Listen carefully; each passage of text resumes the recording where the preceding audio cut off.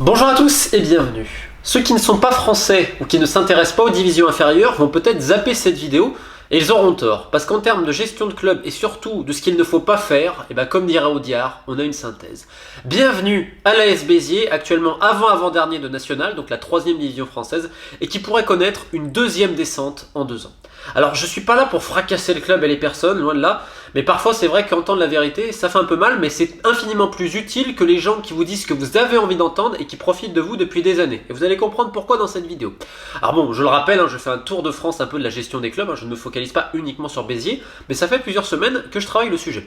Et j'aimerais aussi parler de plein de choses positives, parce qu'avant tout, Béziers, c'est l'aventure d'un homme, c'est une aventure humaine, donc de Gérard Roquet, qui est le président de cette équipe. Je rappelle que l'AS Béziers, c'est la fusion de plusieurs clubs, bon, il y aurait plein de choses à dire à ce niveau-là, et qu'en effet, ce n'est pas une place historique, ce n'est pas un bastion du football français dans le sud. On peut penser à Cannes, à la Rascasse de Toulon, mais moins à Béziers, qui est donc au niveau structurel, au niveau historique et au niveau bassin de fans, est forcément un peu moins grand que plein d'autres équipes du sud. Néanmoins, ça n'a pas empêché plusieurs montées, avec une aventure humaine phénoménale, comme je vous le dis.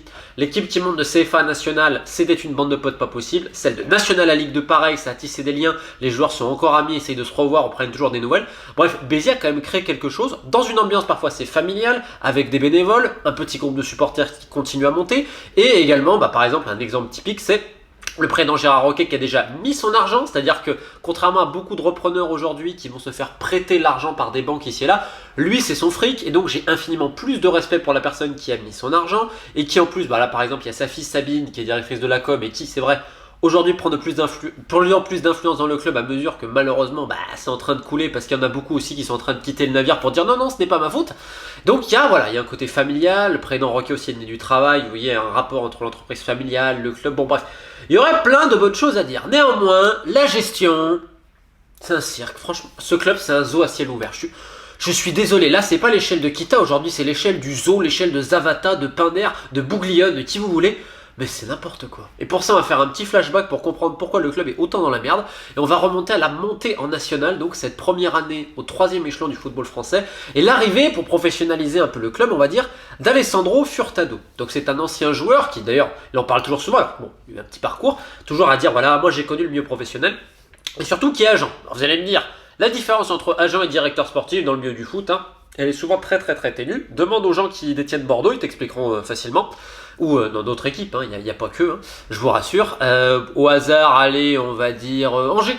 Allez, je n'en dis pas plus. Donc bref, on arrive avec Alessandro Furtado qui est là pour professionnaliser ça. Donc il ramène un peu les mecs de son réseau, c'est quelqu'un qui habitait dans le nord de la France. Donc évidemment, brésilien aussi, donc il va ramener rapidement des joueurs brésiliens. Donc on va dire forcément, de par son réseau, parce que comme il dit, je connais le monde professionnel, et là il va envoyer un peu du rêve. Quelque part, Alessandro Furtado, c'est un directeur sportif Instagram. C'est-à-dire que je vais vous en mettre plein les mirettes, mais en fait, il n'y a rien de vrai dans tout ça. Il y a des filtres, etc. Et vous allez le voir, le meilleur exemple, c'est Carioca. Alors Carioca, c'est un attaquant qui arrive à Béziers justement pour aider le secteur offensif. L'un des plus gros salaires au club à l'époque, 3500 si je ne dis pas de bêtises. Donc c'est un salaire conséquent lors de la montée de Béziers. On n'est pas du tout comme Cholet où il y a des salaires colossaux, ou la Duchère. Non, à l'époque, Béziers, c'est un petit budget. C'est un des plus petits de la division. Et donc, au bout de 2 jours d'entraînement, ce que je veux dire, c'est véridique, parce que j'ai eu plusieurs personnes qui m'en ont parlé, des mecs qui ont vécu ce moment-là, et au début j'ai dit, mais arrêtez, vous déconnez, c'est pas possible. Mais après, je me dis, non, je connais le milieu du foot, et c'est n'importe quoi le milieu du foot, c'est la jungle, comme je vous l'explique depuis très longtemps. Et là, vous allez voir, donc au bout de 2 jours, t'as plusieurs joueurs, des gens du staff, qui se disent que c'est une blague, et je suis sérieux, il y en a qui ont cru que c'était une caméra cachée. Ils se sont dit, le mec, il est tellement bidon, c'est pas possible. Alors, pour vous donner un exemple, Carioca, moi j'ai jamais vu jouer, mais il a un petit toc, paraît-il. C'est-à-dire que quand la balle, elle rebondit, mais il met pas toujours la tête. Parfois, il met des retournées. Le problème, c'est qu'il le fait des fois au milieu de terrain quand même. Donc, c'est quand même surprenant. Donc, tout le monde se rend compte que le mec est complètement bidon. Il va jouer 15 minutes au total avec Béziers. Donc, faut justifier à un moment donné cette recrue-là avec l'un des plus gros salaires. Mais t'inquiète pas, on a des gens très malins. Mais président, mais regardez sur la vidéo, parce qu'attends, il a été recruté sur vidéo, mais c'est pas les vidéos Wisecat, etc. Non, c'est des vidéos, déjà tu vois le truc, World Breast Striker quasiment, on est quasiment comme ça, tu sais, les publicités mensongères, vous allez gagner 3 millions d'euros en appelant ce numéro de téléphone, suivez nos conseils. Ça vous ferait pareil, faut regarder le truc, donc l'un des plus grands attaquants du Brésil, le talent le mieux gardé du Brésil, Monsieur Carioca. Et donc, on a justifié ça en disant, oui mais regardez président, il ressemble, mais c'est pas lui. On s'est fait avoir, on nous a pas envoyé le bon joueur. Eh ben oui, rendez-vous compte. On aura envoyé un sosie à la place de Carioca et c'est pour ça que ça n'a pas marché. Alors, l'excuse peut être recevable, mais alors, c'est quand même toi qui l'as accueilli, mon bon ami. Tu t'en es pas rendu compte ? Il y a quand même une énorme faute professionnelle. Ça l'a pas empêché de faire venir d'autres joueurs brésiliens qui malheureusement... Alors, par contre, c'était pas des mauvais mecs, faut quand même le signaler. Mais qui n'ont pas eu vraiment de succès, notamment Cecinho. Alors, il revenait d'une grave blessure, c'est un technicien, bonne patte sur coup de pied arrêté. Problème, terrain national, donc c'est le championnat des tranchées. Le mec fait 50 kilos tout mouillé, il vole à tous les duels, et quand il a pas la balle, il marche. Donc là, il est retourné même en niveau régional, où c'est pas non plus une énorme star. Alors, encore une fois, bon joueur. Bonne mentalité, excusez-moi, bon petit joueur, mais voilà, il n'a pas du tout le niveau national, il n'était pas fait pour ce football-là. Mais bon, il aurait été officiellement conseillé par Clarence Seedorf, et surtout les gars, il connaît Lucas. Et donc il a fait des photos avec Lucas parce qu'il est allé voir un entraînement du PSG et ça a impressionné tout le monde. Quand je vous dis on est sur le mode Instagram, c'est-à-dire je vous en mets plein la vue, je vous vends du rêve, c'est-à-dire je vous dis, mais moi le DEPF du coach, mais je vais appeler Manchester City, il fera le stage avec Guardiola, oui bien sûr. Moi je connais Wolfsburg, je connais plein de clubs, on va ramener des mecs, moi je vais vendre des joueurs dans ces clubs-là. Et puis regardez, hein, j'étais avec l'équipe du Brésil quand ils sont venus en Europe, ce qui est vrai parce qu'il a quand même des contacts, et il a du réseau, faut pas abuser. Mais donc ça en met plein la vue en disant, t'as vu les contacts qu'il a et tout, mais Al Masseran, ça apportait quoi à Béziers au final ça? Bah pas grand-chose. Pas grand chose. Alors certes, Furtado, donc comme je vous dis, ancien agent notamment de Dimitri Cavaret et d'autres joueurs dans le Nord, donc comme je vous dis, la frontière elle est très ténue, il a quand même ramené des bons joueurs. On peut penser à Ryan Abid qui a été un élément fondamental pour la montée en Ligue 2, mais je vais vous citer un joueur. Donc je vais taire son nom, vous doutez pourquoi, parce que j'ai pas envie de lui attirer des emmerdes, pour vous expliquer ce qui se passe vraiment. Et quand je vous dis la différence entre directeur sportif et agent, vous allez vous poser des questions. Le plus incroyable, c'est quand il recrute un mec et pour signer au club, il lui fait comprendre en off qu'il est obligé de signer avec un agent de son réseau. Pas à son nom parce qu'il est quand même un peu plus malin que ça. Et en courte saison, pareil, il a voulu faire signer un joueur de l'équipe avec son agent de son groupe dès que le joueur commençait à bien jouer. Le joueur a refusé ou a demandé du temps pour réfléchir, il l'a alors menacé de ne plus jouer. Et ils l'ont plus fait jouer. Alors que c'était devenu un titulaire et surtout que l'on jouait le maintien en Ligue 2. Quand son intérêt ne va pas dans le sens du club, là c'est dérangeant. Pire encore, ce même joueur a signé, s'est rapproché de l'agent d'un autre de l'équipe, et il en a voulu à l'autre joueur en question, et il s'est retrouvé écarté également un petit moment. Jeu d'agent, tu vois, c'est jeu de main, jeu de vilain, mais là c'est jeu d'agent, jeu sur l'échelle de Kita, parce que là, on a du Cyril Roll, donc qui est ancien joueur qui est devenu agent, mais à un moment donné c'est lui, parce qu'il connaissait bien Furtado. Et là, savourez l'ironie de Kevin Fortuné, qui est donc très bon joueur, mec qui a toujours le sourire, des fulgurances, enfin bref, un très bon gars. Sauf que c'est vrai que Kevin Fortuné, il a tendance à parler à la terre entière niveau agent. Il y a plein de mandats. Bon, ça voilà. Donc, mais il était géré par le père de Marley Hackey, si je ne dis pas de bêtises, qui est Biterrois et qui ramène pas mal de joueurs dans les pays de l'Est avec son associé, dont j'ai perdu le nom, qui a la licence d'agent FFF. Et ce duo-là était très très bien placé à Béziers. Et donc c'est pour ça qu'ils vont faire prolonger le joueur qui était pourtant en fin de contrat en février. Donc rendez-vous compte, ils lui font signer un contrat fédéral alors que c'était pas forcément dans l'intérêt du joueur qui va se retrouver libre. Toute la Ligue 2 le voulait. Tu te doutais bien qu'il allait pouvoir prendre une grosse prime à la signature, mais bon, on peut comprendre de par les relations entre l'agent et Béziers. Sauf que, et là ça arrive, et ben, il va partir finalement à Lens, officiellement entre 70 et 80 000 euros, certains disent plus, mais à Béziers il y a 50 000 rumeurs, et bon, si tu fais attention aux rumeurs dans le foot, tu t'en sors plus. Donc en tout cas, il part à Lens, et le plus savoureux, c'est que bah, les agents ils se sont fait avoir, parce que c'est Cyril Roll qui a récupéré la mise. Alors comment? Tu sais pas trop. Après, il y a eu micmac et problème entre Furtado et Cyril Roll, mais c'est encore autre chose, mais qu'il sache que je suis au courant de ce qui s'est passé quand même. Et donc, c'est plus trop lui qui a bossé, et là arrive Didier Fronet, quelqu'un qu'il connaissait depuis longtemps, et notamment Dieu merci. Alors là, je vais vous expliquer. Didier Fronet, c'est un agent belge, Star Factory, c'est assez connu. Et Dieu merci, on va dire, c'est un de ses collaborateurs, un peu rabatteur, qui était très très très souvent à Béziers. Dieu merci, c'est un ancien joueur, un défenseur qui avait notamment menti sur son CV pour essayer de trouver des clubs et tout. Après, la débrouille, il n'y a pas de problème. Mais Dieu merci, donc si vous voulez, c'est le mec qui est sur place. Et donc, ils vont faire venir des joueurs, mais... Et c'est là, en fait, vous allez voir, c'est savoureux, c'est que bah, ce petit réseau-là, quand ils font des joueurs, le salaire, t'inquiète pas que la masse salariale, elle est débloquée. Parce que quand Béziers est monté de National à Ligue 2, ils sont montés avec l'avant-dernier budget. Et en fait, ils sont montés avec pas mal de mecs de Paris, que ce soit des Ibrahim Sissoko qui joue à Épinal, tu as eu des Ousmane Kanté, tu as eu également, c'est un ancien du club, Reda Atassi, tu as eu Lingani, un défenseur central dont la femme faisait souvent à manger pour les soirées Ligue des Champions. Lingani, ça a été un peu le grand frère qui faisait de la cohésion de groupe, parce que Béziers, cette équipe de National, j'en ai eu beaucoup. Ils te disent tous une équipe de bonhommes. Ils ont gardé encore contact. Vraiment, c'est rare aujourd'hui des aventures humaines dans le foot. Béziers, il y en a eu, putain. Et c'est aussi grâce à un peu ce contexte familial et plein d'autres choses. Et que le fait que c'était un petit club. Et donc, c'est vrai que Mathieu Chabert, qui avait pris la suite de Xavier Collin, qui était l'entraîneur, Mathieu Chabert, alors bon, il y a deux courants. Parce qu'à Béziers, on aime le conflit. On aime trouver aussi les responsables. Donc aujourd'hui, si Béziers va mal, tu entends que c'est de la faute de Mathieu Chabert qui entraîne Bastia, parce qu'il essayerait de faire venir des joueurs de Béziers, parce que le mec qu'il a ramené à Bastia, c'est l'agent de Mehdi Mostefa, et que Mehdi Mostefa, il est à Béziers.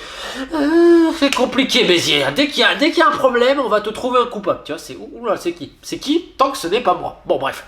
Donc Mathieu Chabert, ses détracteurs vous diront « Mais c'est un feignant, il ne travaillait pas, et blablabla, et blablabla, certains joueurs le respectaient pas. » Là, pour le coup, c'est vrai que certains joueurs le respectaient pas. Et de l'autre côté, tu vas entendre « Oui, mais Mathieu Chabert, déjà, il était humble, contrairement à d'autres, et il a compris que c'est en déléguant, sa méthode, c'est de déléguer, de responsabiliser les autres. Donc ils te diront c'est une preuve d'humilité, et surtout que ça allait parfaitement à ce groupe-là. Et on peut pas leur donner tort, ça allait parfaitement à ce groupe-là parce que tu avais des vrais cadres, et surtout tu avais des mecs qui répondaient. C'est-à-dire que quand il y avait la pression, ils étaient là. Et rendez-vous compte que Béziers, qui a une série de 12 matchs sans victoire, c'est très compliqué, et là il faut rendre gloire aussi au président qui ne vire pas tout le monde, qui reste stable. Et ben après ils font une série incroyable et ils vont monter. Sauf que personne n'était préparé, au niveau structurel, au niveau historique, au niveau des employés, de plein de choses. Béziers en Ligue 2, c'est quelque part un peu une anomalie, mais c'est le fruit d'une exceptionnelle réussite de ce groupe-là, et souvent ces mecs-là, ils ont été ramenés par un gars qui s'appelle Romain Muriel. C'est un peu recruteur de l'ombre, qui était à l'USNAC avant, et de la bouche de recruteurs du Sud, d'agents, de clubs voisins, de joueurs, bref, toutes les personnes que j'ai eues, et j'en ai eu, je peux vous dire ces dernières semaines, une vingtaine quasiment, tous ils m'ont dit, Béziers c'est Romain Muriel, la montée c'est Romain.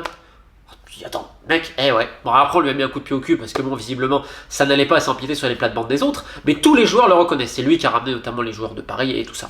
Et donc, en fait, ce groupe-là, vous allez vous dire, attends, il y a déjà plein de problèmes à gérer pour le club avec la remontée parce que, justement, c'est le professionnalisme, c'est complètement différent.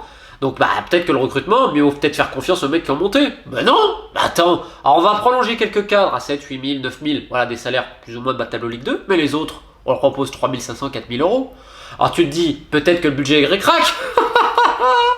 Bah non, le budget il est pas gré-crac, parce que notre ami le directeur sportif à Jean Furtado, avec Dieu merci et Didier Fronet, ils ont ramené des mecs à eux, et alors là c'est des salaires à 5 chiffres.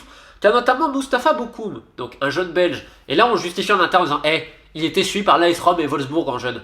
Le mec, même en réserve, ils en voulaient pas quasiment. Donc ça a été un flop majeur. L'hiver, il y avait un problème, ils ont ramené Julien Sétou, ça faisait 1 an qu'il avait pas joué, salaire à 5 chiffres, il arrive avec 10 kilos de trop. Donc il n'était pas prêt, sachant que tu joues l'opération maintien. Tu as eu d'autres joueurs qui sont venus par ce réseau-là, c'est toujours avec des très gros salaires. Et en fait, ils ont flingué l'esprit de la montée, parce qu'ils ont foutu une merde pas possible, vu la disparité des salaires. Ils n'ont pas forcément gardé des soldats de national, et donc toute leur magnifique ambiance, parce que le plus dur c'est de trouver une alchimie collective, et bah tu l'as pété complètement. Et depuis, donc, parce qu'il y a d'autres personnes aussi qui ont été très importantes au niveau du club, et là, vu que ça allait pas bien, putain, faut fuir, ou c'est pas moi, ou c'est pas moi. Et donc, vu que la nature a horreur du vide, t'as des gens qui s'improvisent. T'as Guillaume Bessamba, par exemple. Guillaume Bessamba, donc c'est le président qui va donner du boulot, etc. C'est lui qui est notamment un peu responsable de la filière africaine. Alors, ça n'a pas toujours été une réussite. On peut repenser à Eric Moulungi, qui avait pas vraiment l'âge, salaire énorme, etc. Donc, et voilà, il m'a demandé, sachant que Bessamba fait aussi de très bonnes idées. Des fois, il a de très bonnes idées, c'est pas un mauvais bougre. Pareil, donc il va s'improviser à demander quelque chose. Et la fille du président, pareil, parce qu'elle voit qu'il n'y a pas vraiment de commandant. Donc, il y en a qui vont dire, oui, elle fait que gueuler en tribune. Ouais, mais bon, elle en a quelque chose à cirer, elle au moins, et ça change d'autres personnes. Et donc, si vous voulez, c'est le zoo ambiant. C'est-à-dire que maintenant, là, on est en national, on est avant-avant-dernier. On a une masse salariale qui a explosé, parce qu'il y a à peu près 30 joueurs sous contrat, il y a eu 18 arrivés, et puis les mecs sont descendus de Ligue 2 à National, et le salaire il a pas vraiment baissé. Oh, aujourd'hui il y a un coach, les joueurs ne le respectent pas, ils s'en tapent complètement, parce qu'il y a aussi un truc, et c'est pas contre son fils du tout, mais il leur a dit qu'il avait un phénomène et tout, il leur montrait des vidéos et tout, et en fait, il leur disait pas que c'était son fils. Donc après, les joueurs se sont rendus compte que c'est le fils. En fait, c'est pas le problème sur le fils et tout ça. C'est la manière de le faire. Et c'est toujours un petit peu dans le dos et tout. Mais tu te dis, ce cirque-là, est-ce que c'est uniquement l'équipe première? Ou par exemple, le cirque, tiens, vous me parlez de Furtado, à l'époque des Brésiliens. D'ailleurs, j'ai une question, mais les gens de Béziers le savent. Pourquoi ils touchaient pas l'intégralité de leur salaire? Pourquoi une partie du salaire, ça ne leur revenait pas? Je sais pas. Je pose la question. Deuxièmement aussi, alors ça ils le font tous les directeurs sportifs, mais c'est pour montrer la mentalité des mecs. Ils veulent te croquer surtout. Mettons, on va t'inviter au resto, parce que t'as les frais remboursés. Attends. Les notes de frais dans le football, c'est incroyable. Mais genre, c'est les autres qui t'invitent, même pour des trucs 30-40 euros. Je prends la note, comme ça je vais la mettre en frais. C'est que des trucs comme ça. Tu te dis, les mecs, comme a dit un joueur, t'as en affaire à des enculeurs de poules quand même. Même pour 30-40 euros, ils essayent de faire un billet, quoi. Tu te dis, mais ils essaient de gratter le plus possible et ils savent pas jusqu'à quand. Alors c'est vrai qu'ils disent aux dirigeants ce qu'ils ont envie d'entendre, notamment M. Roquet, ils les font rêver, etc.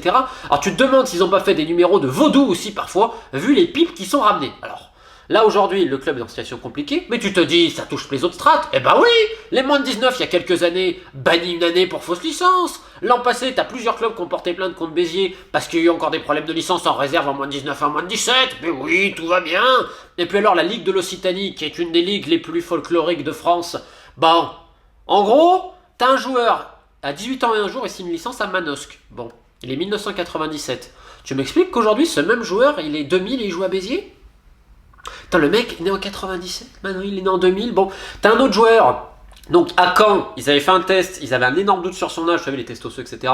Ils savaient que l'âge il était pipé. Bah tu le retrouves où le mec? Bah tu le retrouves à Béziers. Et donc il y a plusieurs clubs qui ont porté plainte. Un jour on en parlera de cette affaire-là, de cette affaire scandaleuse, où on admet qu'en effet les licences c'est n'importe quoi, mais ils ont joué sur un espèce de vice de forme avec le CNOSF, alors qu'ils les clubs avaient contacté le CNOSF, enfin bref, un truc, on en parlera sans doute un jour parce que c'est scandaleux et ça met surtout en cause la Ligue, encore une fois, qui ne fait absolument pas son boulot de gendarme, elle devrait le faire, mais bref, Béziers on a ça, à la formation t'as eu quelqu'un, donc Stéphane Aguilar, qui s'est fait suspendre 18 mois pour l'affaire que jouait des fausses licences, où on a dit bah on s'est trompé, c'est vrai, on se trompe, on met pas les bons noms, c'est comme ça, tout va bien. Alors, bah, cette même personne, ça travaillait un petit peu en sous-marin pour Toulouse pour ramener des joueurs avec quelqu'un à Toulouse qui d'ailleurs avait tapé dans la caisse dans le club avant de se faire virer, et qui maintenant est à la Ligue, tout va bien. On a aussi donc notre ami Furtel, le directeur sportif, avec l'ami belge Didier Fronet qui va prendre un des meilleurs espoirs du club pour l'envoyer au Havre, bah tant qu'à faire. Oh, c'est le zoo. C'est le zoo, y a rien qui va, rien. C'est en train de couler avec une des plus grosses masses salariales de National. T'as 30 mecs sur contrat, en moins de 19. On s'est fait choper pour fausse licence. Les mecs de la formation, il y en a qui travaillent pour d'autres clubs. Mais il y a un avion dans le pilote, j'allais dire. Il y a un pilote dans l'avion, j'en perds mon français. Et au milieu de tout ça, t'as des gens encore très bien, t'as des bénévoles et tout, qui en sont en train de voir le club crever littéralement. Et le pire dans tout ça, c'est que t'avais tout pour bien faire. Un président qui a mis son argent, un côté familial, des gens qui sont venus au foot parce qu'ils aiment le foot. Tu te dis, il y avait tout pour bien faire. Et on a fait n'importe quoi. N'importe quoi. Parce qu'en plus, lors de la montée en Ligue 2, t'avais plein de vautours qui sont arrivés. Plein de vautours. Vous savez, forcément, le club monte, et ben, il va intéresser plus de monde. Et je fais cette vidéo, c'est vraiment pas pour critiquer le club et tout. C'est juste que parfois, vous avez besoin d'entendre la vérité.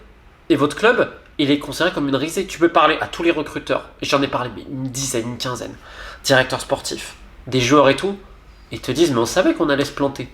On savait qu'on allait se planter. Ben moi je trouve ça super triste parce qu'il y avait une magnifique aventure humaine qui a été complètement gâchée. Alors c'est pas totalement tard ou trop tard, on ne sait pas. J'espère que Béziers pourra se maintenir cette année évidemment. Donc à fond avec les Biterrois. Il y a encore des anecdotes, je pourrais vous en raconter d'autres parce que c'est vraiment... Wow. En tout cas voilà, bonne chance au club et encore une fois ce n'est pas un règlement de compte et tout ça. C'est juste qu'à un moment donné il faut voir la vérité en face et que le football c'est géré par des incompétents et des feignants qui profitent des gens qui ont l'argent. Je le rappellerai toujours, ma propriétaire de club c'est un pigeon à plumer. À bon entendeur, à bientôt.